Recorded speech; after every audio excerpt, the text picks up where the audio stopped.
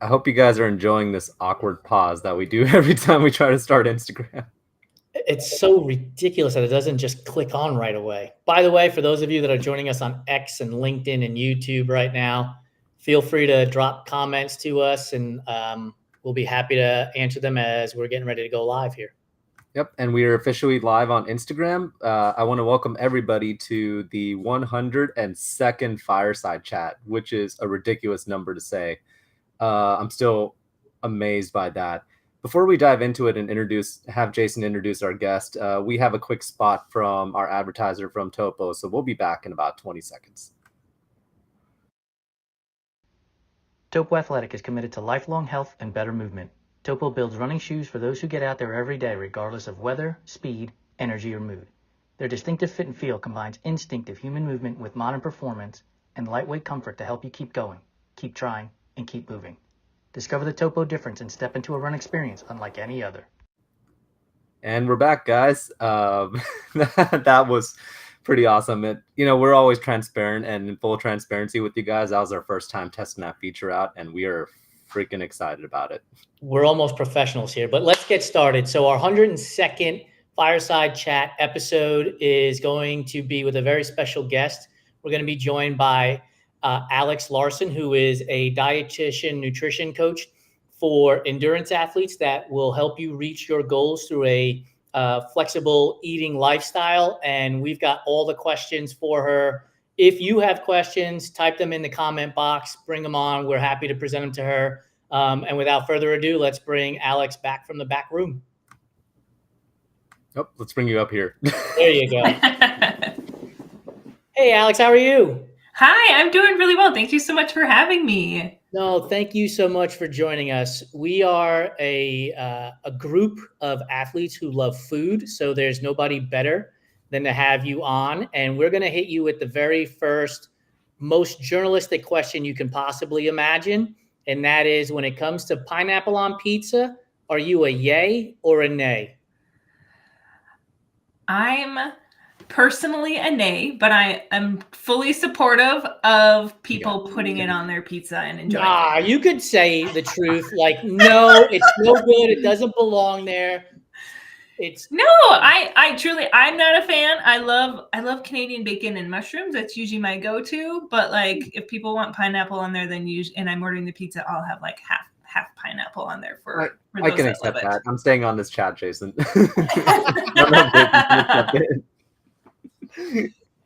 Well, thank you so much for setting the tone off on the right foot for this conversation. Honestly, like, there's so much information out there today about sports nutrition products, eating clean, all of these buzzwords that we hear.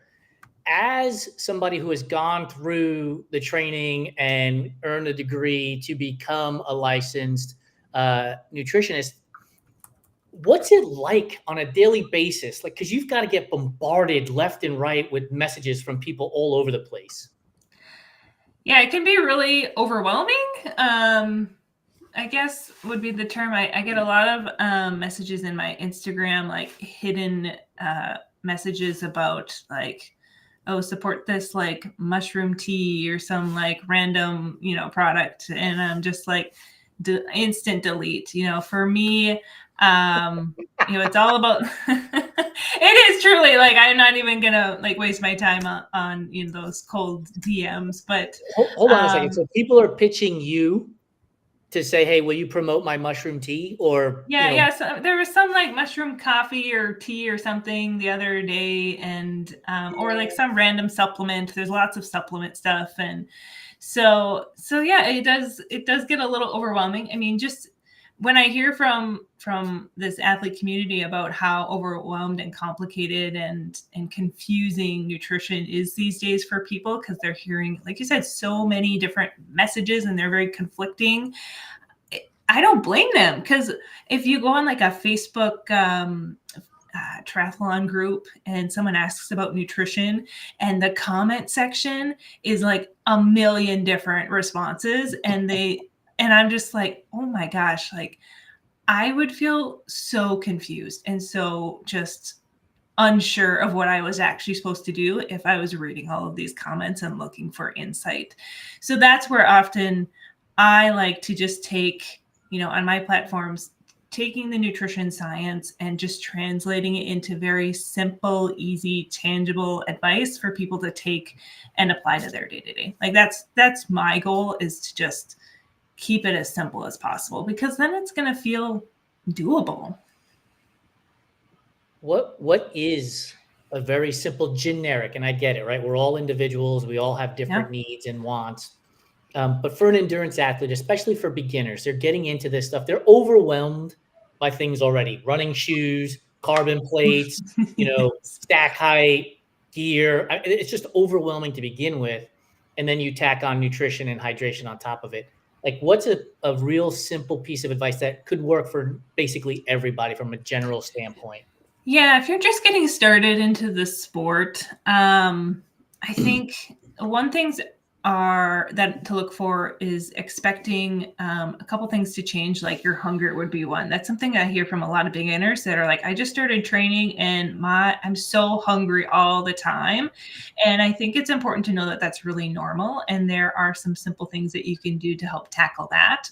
And the first and foremost thing is, you need to make sure that you are eating consistently throughout the day. And that might sound a little scary to people, because a lot of people go into this sport hoping to lose some weight. And so that they have this dieting mindset of, well, if I exercise more and eat less, the weight's just going to melt off me if I do all of this training.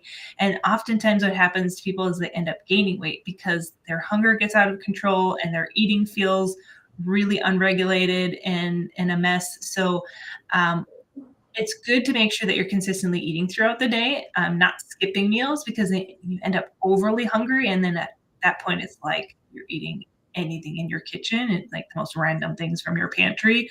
And it feels really unregulated. And then also looking for protein. That's the other thing that I talk a lot about, can really help regulate that hunger, and making sure you're getting a consistent amount throughout the day can really help with navigating recovery from all of those workouts as well. So those are like the two main things that I usually tell beginners, is like, look out for the hunger and go in with a plan of how to handle that, so that you're not in this kind of vicious cycle of like overeating, restricting, binge eating, restricting, because your hunger feels so new to you in that, like when you're starting as a beginner. And then the other thing would be starting to fuel your workouts, would be that other big bucket that people they hear all about, like all these fancy fuel products, all these gels that, are like $4 a gel, and they're trying them out and really uncertain of like, what product should I be trying? If it doesn't work out the first time, give it a few tries, because our gut is very adaptable. You want to train that gut and make sure that when you're trying those new things, that you kind of allow your body some time to get used to taking in fuel while you're exercising.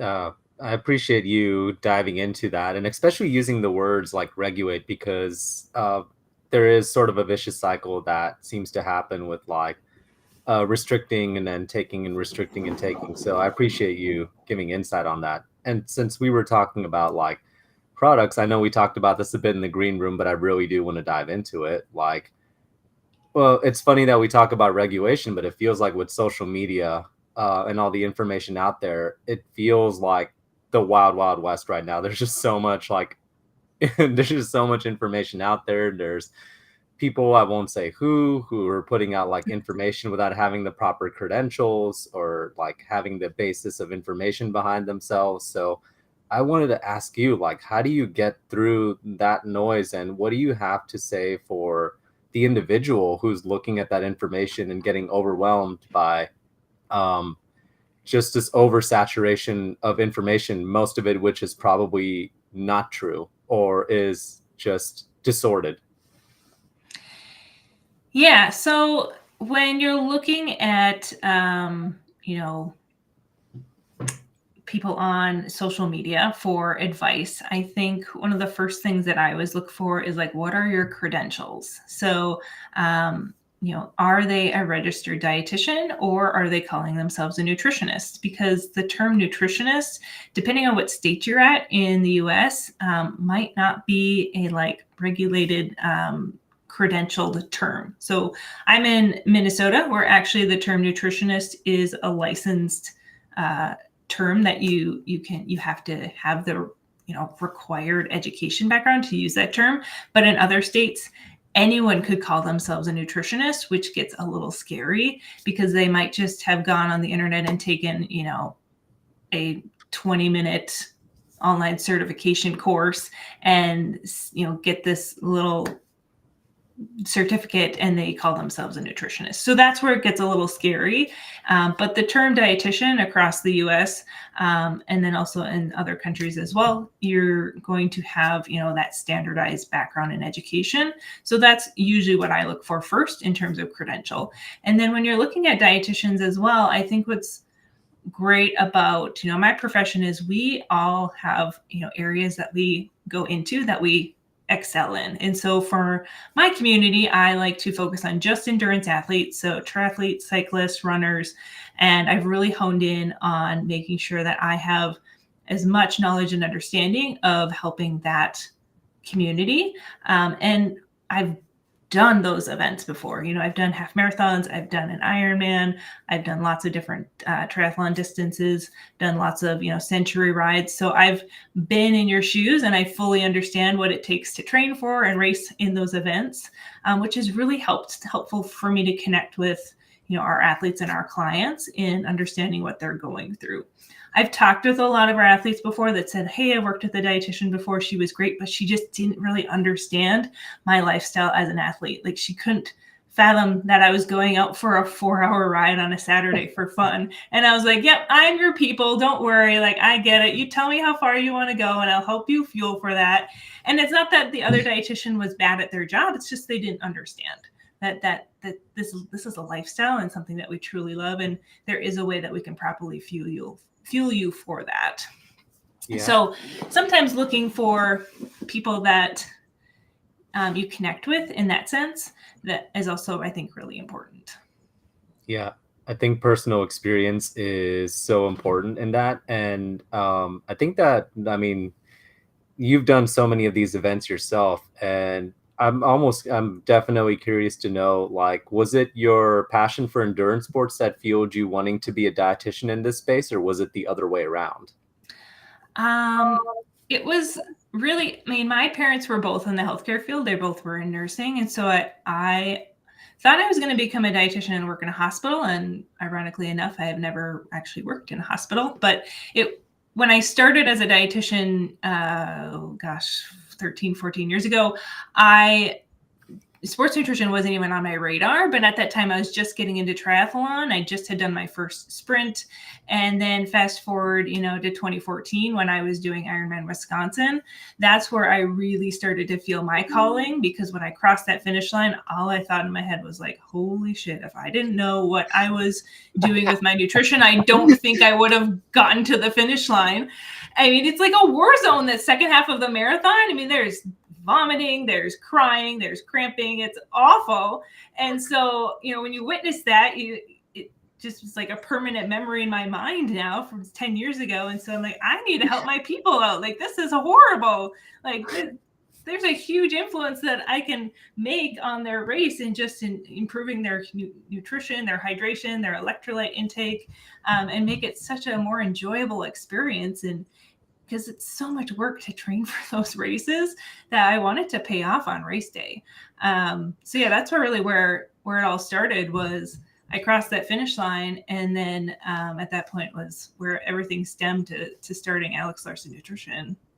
I'll let you get on the next question, Jason, but I just have to make a comment that I just love being an endurance athlete, man. We're talking about a war zone and people vomiting and it's cold and with a smile on our faces, Seriously, where you finish and you're like, that was the most horrible thing I've ever done. And then, 2 days later, you're signing up for another race. It makes no sense. Literally no sense at all. There's something wrong with us, but we're all in this together. I love type 2 fun. We have a question from Mike DiGiovanni over on Instagram, and I'll read it for you. He's asking, about any advice for endurance athletes in a race who know that they need calories but can't stomach the thought, pun intended, of eating anything. Oh, so this is where there's a few different situations that I'm thinking might be happening. So generally when people start to have that like flavor fatigue is what I often call it, where you're kind of more towards like the end of your race, or especially like a really long distance race, we do get flavor fatigue really easily. And so that can be something that happens where it's nice to have a few different flavors and options with you in terms of fuel, because you never quite know what you're going to feel like you're wanting. If you've been fueling your entire training with a very specific product and a very specific flavor, and then all of a sudden on race day, you're like, well, this is all I've been trialing, and now I can't even stomach the thought of consuming it on race day. Like you're in a bad spot. So it's good really throughout training to try a wide variety of things so that you're going to tolerate it really well on race day. The other thing I would do would be like drinking your calories. Usually you can like sip on things in small amounts and get in a good amount of calories through like a hydration mix in your bottle. That would be a really great option, especially if you're on the bike. I have a saying that the bike is the buffet, where you can usually take in a large amount of calories and get yourself in a good spot. So that would be another aspect of it. If you are noticing that your heart rate is really high, what can be happening there is your body is now diverting blood flow away from the gut and sending it more to your muscles and your skin to help regulate your core body temperature, to keep you keep more oxygen getting to your muscles where it's needed. And so when that blood flow gets diverted away from the gut, your gut motility is going to slow way down. And so that's where people are like, oh my God, my stomach feels so bloated, so full. And it's because things have kind of stopped moving and your stomach isn't emptying. And so at that point, you're like, I can't even fathom taking any more because I feel like I'm going to throw up. That's another like bad spot to be in. And you're going to have to slow way down to get your heart rate down and get that blood flow back to your gut. So there's, like I said, lots of different things that could be happening in that situation that I could think of where you're just not wanting to take that fuel in. Hey, Mike, if you don't mind giving me more context on your question about Coca-Cola, I'll ask Alex, but I'll also give this story. When I was racing Cocodona, I was using gels, and it caused some sores in my mouth to the point where I couldn't take it anymore because it was so much sugar that I was consuming throughout the day, right? That I actually had at every aid station instant oatmeal put into a Ziploc bag with water, so it just became mush. And then I would just peel the Ziploc bag a little bit open so I could squeeze it into my mouth. So I was getting those carbs and calories to keep moving throughout the day. Because otherwise, like trying to eat gel, again, it wasn't so much flavor fatigue. It was just like, it was so much sugar that I needed to get away from it. And of course, time in the event is going to play a role in that, right? Like an Ironman, for me, I'm finished in 12 hours. Cocodona took me 4.5 days. And so you're going to need different things along the way as you're going through. Yeah, I've seen people do potato flakes, like instant potatoes, and mixing that up, like, and putting that in a bag and squeezing that into their mouth as well. The best food of all time for me is mashed potatoes with maple syrup. Again, if you put in a Ziploc bag and you squeeze it, so you have the maple syrup, which is like that instant sugar, and then the potatoes, which is that long-lasting carb, it'll be there for a little while. That to me was like a game changer during Cocodona as well. It was fantastic. Potatoes are like the superfood. They're like the ultimate superfood. I mean, they can be made into so many different ways, and they're always delicious. And they're just a winner in my book. I actually used soft-boiled potatoes on the bike of my Ironman run, or my Ironman, because it was like no wrapper. I boiled them in really salty water, so they had some extra saltiness to it. It was just a nice, like, something to eat, during a long day. It was great. I love potatoes. Where did you store them? I had like a fuel belt, and so people would like come up to me on the bike and they're like, "What's in your bag?" I'm like, "It's potatoes." And they're like, "Oh, I thought it was apples." And I just like eat them like an apple. It was awesome. That's fantastic. I love it. The question I was going to ask you, I'm sorry, the question I was going to ask you, Alex, is because you talked about testing throughout training. Like, what's a general guideline for testing a product, right? Like, should we test it for a week, 2 weeks? Like, is there a general guideline for testing a product before we know that it is either A, working, or B, it's absolutely not going to work for us? Yeah. Well, I mean, the number one most important factor for me with a fuel product is you have to like the taste of it. Because if you don't like the taste of it, you're not going to want to consume it. And then it's kind of pointless to even try it. So if you like hate the taste and it's just a no-go, then look for something else. When, we're in a day and age where we have a million different products we can try. 10 years ago when I was doing, Wisconsin, there was like hardly any options. And so I mean, it's just wonderful now that we have such great products. So if it doesn't taste good to you, then I would move on to a different flavor or something different. But things like, Morton gels, for example, if you don't warn someone about the texture when they're first trying it, like it's a shocker for people. But the flavor is so mild a lot of times that usually like 3-4 times of trying that gel, you kind of get used to that texture and you can tolerate it really well. And it's nice to have that in your back pocket because at Ironman races, it's offered at the aid stations during the run. And so you're going to have an option that you've tried. It's going to, your stomach's going to tolerate it really well, and you can use that and don't have to carry as many on yourself during the race. So, I mean, I would give it like, a couple weeks, trying it 3-4 times in your training. I'd try it with different intensities as well. Usually with like the liquid-based carb sources, you're going to typically tolerate those faster because your body doesn't have to break those down. Like maybe something like a chew or like real food would, that's going to get digested a lot faster and typically gets tolerated a little bit better. But if you're going to try more solid-based stuff, I would give it a little bit longer. I mean, usually we talk about like within 6 to 7 weeks, you can train your gut to being able to tolerate, larger quantities of fuel during your workouts in your training. So I don't know. I like to rotate products too. Like personally, I've got an entire like box of different sports fuel. I'm not training for anything right now, but I just like to collect it and try different stuff because I'm always super curious in terms of different flavors and products that are coming out to see what's available for athletes to use. Oh, that's fun. What do you have any favorites that you've seen right now, or like favorite flavors? I won't say like brands, but like any favorite or interesting flavors?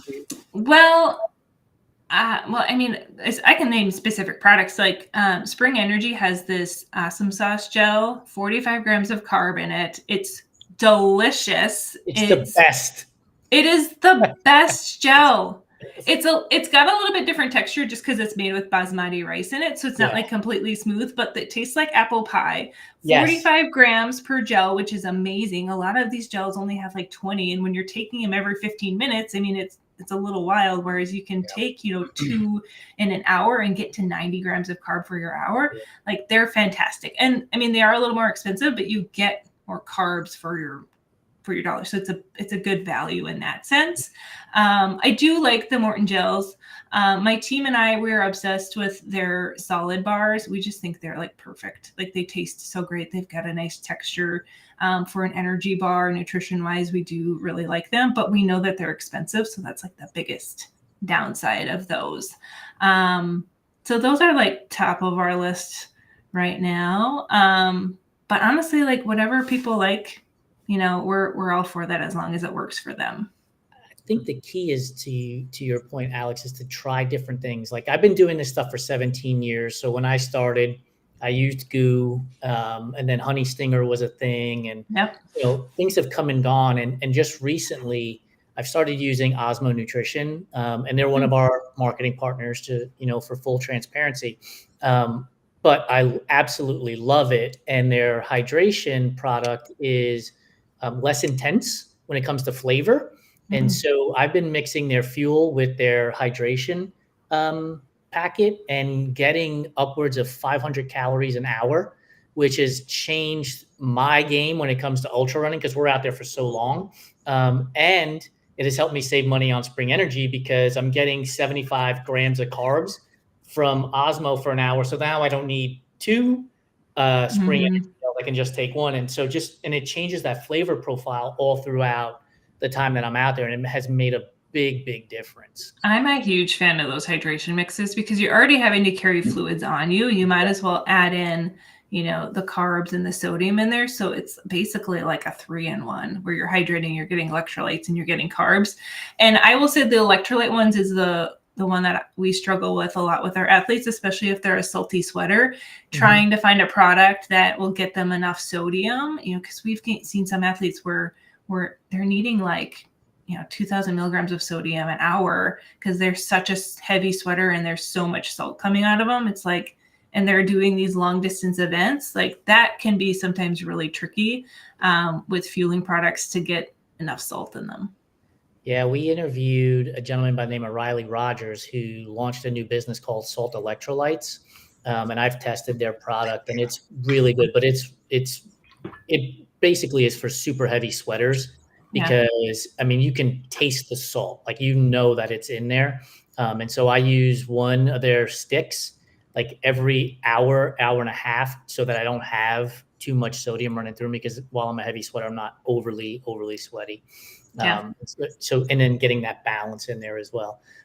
Mike does have a question for you with regards to, he says he often loses his appetite for anything about 8 hours or longer. Is this where the recommendation is now of getting those liquid calories in then? Yeah, liquid calories would be where I'd go to, especially for triathletes, like that flat Coke that's offered, in those Ironmans. Those are always those one come in clutch, especially when your stomach starts to go a little south. That sounds it returns people from the dead, I swear to God. And then the other thing too is I would look at making sure that you are fueling a lot as much as you can earlier on in your events, because that's typically where your gut is going to handle that better. You're not getting overheated earlier on in the race. You're not feeling that overwhelming fatigue. Your stomach's you're going to handle that a lot more. And so for triathlon, for example, I'm always telling my athletes, the bike is the buffet. The goal is always to eat before you're hungry, drink before you're thirsty, stay on top of that, if not ahead of your nutrition, so that you can go into your run topped off. So you don't have to try and catch up on your fueling during the run when you're already going to be struggling to take in fuel. So I would look at making sure you're staying really well hydrated earlier on in the race and well fueled, so that when you do start to feel those a little bit GI symptoms of a little bit of maybe nausea or a loss of appetite, that you're already well on top of your nutrition, so you don't have to try and still pushing the envelope later on in those later hours. Does that make sense? Hopefully, guys. Yeah, the question I would ask is in an event like in a half Ironman, half Ironman, Ironman, half marathon, can you actually catch up? Because the intensity level that you're racing at is going to be higher. Whereas for ultra runners, 50 miles, we're at a much lower intensity level, right? For us everyday athletes, elites are going to be a different conversation. But can you, in those, super intense events like the half marathon, half iron, actually catch up on your nutrition? It's tough. Usually you're going to leave some performance potential out on the race course, because there's that time where you're feeling kind of that fatigued and you're going to have to slow down for that kind of nutrition to catch up. So that's where it kind of sucks, where we've all had moments where we've had a major bonk and you're just gosh, this sucks. I'm having to slow down. I don't have enough energy to get fatigued. And then you take in some fuel and you kind of bounce back. And so that lag time really kind of stinks. But yeah, the shorter distance events where you're going at a higher intensity, that's where that training that gut is really important, to making sure that your body is used to taking in that fuel at that intensity. I had an athlete a few years ago who always ended up throwing up on the run of his 70.3s every single time. And so what we finally learned is that he was running at a way higher like heart rate zone on the race day than he was in his training. And so there was some hydration and fueling things that we tweaked, but I said, you have to do some training where you're going at that level so we can train your gut to tolerate that. Because otherwise, like I mentioned before, that blood flow gets diverted away from the gut. That stuff's going to sit there in your stomach. It's not going to empty, and you're going to get sick and you're going to throw up. And so that was a big learning from his standpoint of, okay, I really do have to make sure I'm doing some race pace training and fueling during that at what I need to be ideally, so that you can know if you can tolerate it. And I love that you mentioned that, and it kind of brings me to like nuances, because, you know, when I started working with my dietitian, like she solved a majority of my issues simply because I realized that I was taking calories as calories and less as food, and just like inhaling my calories super fast. And I think that was like a nervous, like I'm in a race, I need to get my 200 calories, like I was doing the math and everything, instead of like, I'm going to nibble on this for 20 minutes and digest it and like take a sip of drink and everything. And it's amazing how much that solves. So I'm glad you bring up like the nuances. And that kind of brings me to something we talked about in the green room. One of the big nuances with races, especially like Jason and I have done hundreds and 200s, but it's also true in like Ironmans and triathlons. A big nuance is like weather, and like weather and altitude are two big nuances. I specifically wanted to like dive into I wanted to talk about both like weather, like hot weather and like really cold weather, but also like altitude, because I think that there's some really important nuances to talk about there. So I'd like to talk about that. Yeah, it's funny you mentioned that, because I was just telling Jason that tomorrow I'm opening up doors. I'm hosting a masterclass all about heat, humidity, elevation.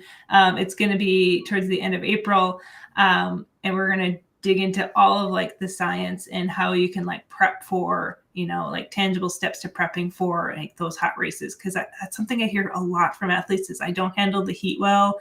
And I think there's a lot of different things that are coming into play there. Adapting to the heat or adapting to elevation can be hard. Making sure that you're fueling at the appropriate, rate in training, so that when you get to race day, there's no, things that you're throwing your body for a loop for. Hydration is a huge one, and getting enough electrolytes and understanding what is your sweat rate, how much sodium are you losing on average.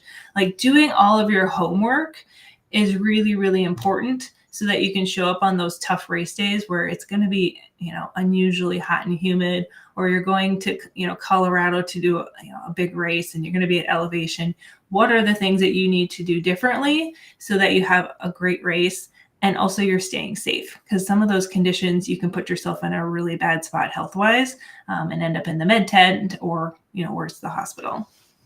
Yeah. And I will tell you, and I'll let you go after this, Jason, but I just want to make a quick comment. Like, I am doing a race in Scotland coming up soon, and the weather is going to be like rainy and cold. And I was fortunate enough to do a long run where I was able to fuel, where the weather in San Diego was like actually like very cold and rainy and windy.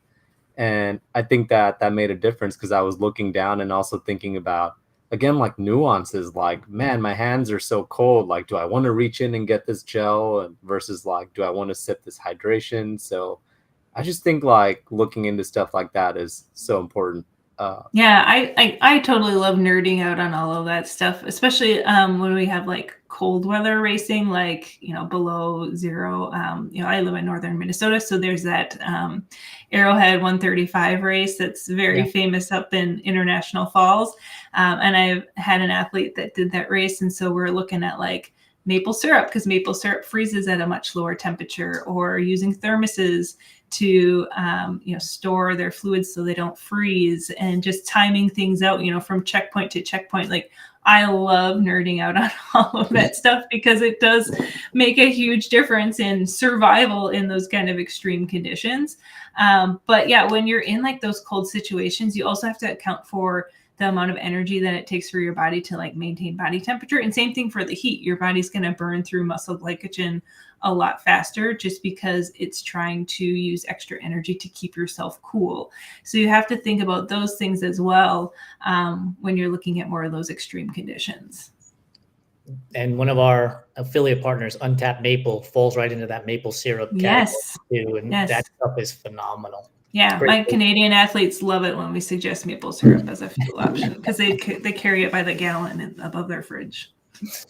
Gosh, I forgot the question I was going to ask you, but Mike did put up a question here, and I want to get to it before we jump into our rapid fire. So this will be our last question with regards to Vespa. I don't know if you know much about their products or have any information about what they do. I do not. I'm not familiar with them. I'd have to add that to your research. Yes, I will. I can do a quick Google and look at it quick, but no, I'm not familiar with them, unfortunately. They fall into the OFM space, the oxidated. I don't know what that. Fat metabolism. Yeah. Oh, yeah. I don't get it. I don't get into all of that stuff. That's all I need to know. Carbs are king. Carbs are king in my world. They always will be. Yeah, I mean, for the ultra distance runner, I could see where more of that keto style, fat adaptation would work more appropriately. But for a lot of athletes that want to sprint to the finish, carbs are king. Yeah, I mean, I will tell you this: like you talk about training your gut, and I want to be an example of N=1. So when I first got started in these sports, like I was drinking maybe a half a water bottle per hour, did my sweat test, turned out I needed to be drinking 2 water bottles an hour. And I was like, how am I going to do this? And nowadays it's not a problem. And back then I was probably taking in 200 to 300 calories, but over time I've trained myself to now with the products I'm using, I'm getting 500 to 600 calories an hour, and I feel much better. I feel much stronger for a much longer period of time.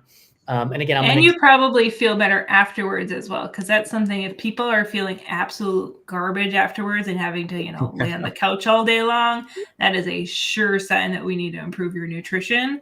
And that honestly is the best win from our athletes' perspective. Is when they still can, be a functional adult after their long runs on the weekends. I love that win more than any other PR that they achieve. Yeah, it really does. It really has changed. Like after, 2 to 3 hours of running in the woods, like I'm not ready for a nap. I'm awake, I'm alert, and I'm ready to go. Here was the question I was going to ask. So we talked about elevation. We talked about climate, hot, cold, and you mentioned sweat tests. Recommendations for athletes on sweat tests. Should we be doing them at different times of the year so that we know how much liquid we need and all of these different components, so that when we do travel, if we're traveling to Scotland and we're going to be racing in temperatures differently, we know how to adjust our intake? Is that something you would advise? Yeah, I think that's a great idea because they're super simple to do. You weigh yourself before, after your workout. You drink a pre-measured amount of fluids. It's a really quick calculation, and just having that understanding of your sweat rate is such valuable information. The other thing too is as we get more fit and get in better shape, we might not sweat as much either. So different climates, different fitness levels. I think that's always really a great idea. And too, as we age, our sweat rate might change as well. Genetically, your sweat rate won't change in terms of like electrolyte concentration loss. Usually that's pretty consistent. But understanding, depending on how much volume you're losing in fluids, and that will give you an idea of how much sodium you need to be taking in to replace that. Awesome. Thank you so much for your time, Alex. Tell the people, besides on Instagram, where they can find you and get more information and maybe engage you as becoming their dietitian. Yeah, so my website is at Alex Larson Nutrition. You can check out my one-on-one program on there. I've also got a really robust blog of lots of different content and articles on there. And then on all social platforms, I'm at Alex Larson Nutrition. You ready for the rapid fire questions? I'm so ready. Let's do this. Oreos. Are you an OG Oreo fan, a double stuffed Oreo fan, a Cakester Oreo fan, or the thin Oreo fan? Okay, I am so ashamed to say this, but I don't like Oreos. What? I know. It's so weird. I don't know why. So quick story. I went to it's like the National Dietitian Conference years ago, and there was this ginormous ballroom full of dietitians, and they asked if anyone in the group didn't like Oreos, and it was me and one other person in this entire room, and I was so embarrassed. But I don't know why. I just don't like. I like the cream in the middle, but like the Oreo to me just doesn't taste that great. Like I love cookies, but that's just the one I don't like. So it's cookies and cream as an ice cream flavor. Don't hate me. Don't hate me. Yeah, I like cookies and cream ice cream. I like things with Oreos in it, but I don't like just a plain Oreo. Please don't hate me, guys. I'm sorry. What cookie's replacing the Oreo then?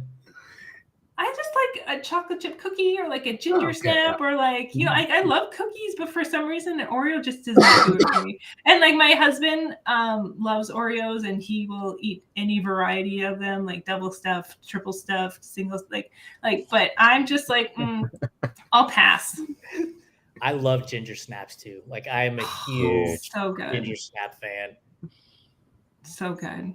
So chocolate chip cookie, greater than or less than the oatmeal raisin cookie? Greater than. Are you a fan of raisins at all? I like dried cranberries over a raisin. Like, so is that what you're putting in your oatmeal then? Dried cranberries over raisins? In my oatmeal, I usually put either like some frozen blueberries. I love the Wyman's of Maine wild blueberries that you get in the frozen blueberry. Those are the best frozen blueberries ever. So that's usually what I'm putting in them. Licorice fan, and if you are, red or black? Red for sure. Red Vines or Twizzlers?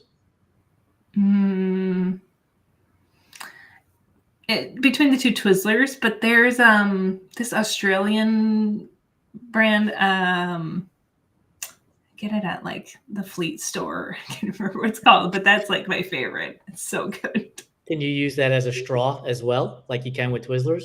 No, it's like a short, thick, like licorice, like red twisted licorice. Is candy corn a real candy or is it just earwax coated in sugar? Oh, it's real candy. Oh, no. I don't know. I am my mother's child, and she loves the cheap and nasty candy and candy corn all the way. Are Peeps a real candy, or are they just, dust covered in glitter? They're a real candy. I mean, I'll have like one, and then I'm good. But they're not my favorite. Then it's not a real candy. If you can only eat one, it's not a real candy. All right, then it's not real. Creamy or crunchy peanut butter? Creamy. When you make a peanut butter and jelly sandwich, are you putting the peanut butter and the jelly on one slice and then folding the other slice over? Or do you go peanut butter on one slice, jelly on the other, and then smash the two together? Peanut butter on one, and then I do my own homemade jam on the other, and I make the best peanut butter and jellies. Do you cut your peanut butter and jelly? And if so, do you cut it into 2 rectangles, 2 triangles, 4 squares, or 4 triangles? I change it up all the time. Sometimes I don't even cut it. I just don't have time for that. Like I don't want to dirty another knife because I got 3 kids. I've got enough dirty dishes as it is.